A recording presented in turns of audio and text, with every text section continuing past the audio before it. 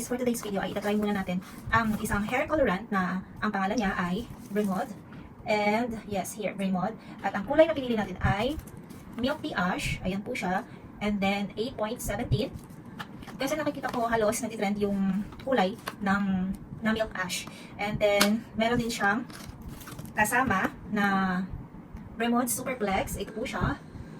At the same time, meron ding oxidizer. Ito yung oxidizer niya.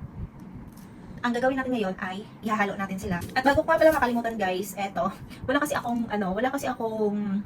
yung supply ba na may pang brush na ganun, wala ako. So ito lang yung available. And then we have the gloves at the same time pang ipit. So let's open this one. Ito po siya. Ito yung hair colorant niya. And then ilalagay po natin.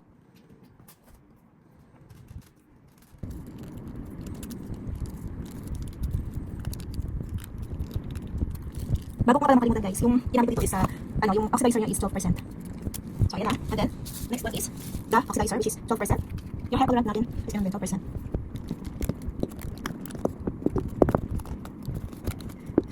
Okay. Bremod Superplex.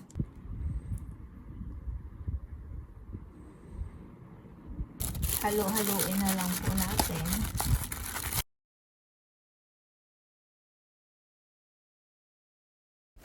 At this time po ay ilalagay na natin yung pangkulay sa buhok natin. Mas pinili ko po na gamitin yung kamay kasi for me mas mabilis po pag kinakamay ko. At the same time ay sure ako na malalagyan lahat ng hibla ng buhok.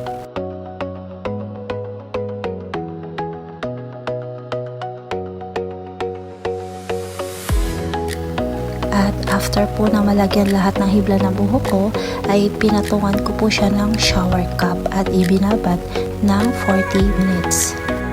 At ito po ang kinalabasan after kong mabanlawan yung buhok ko.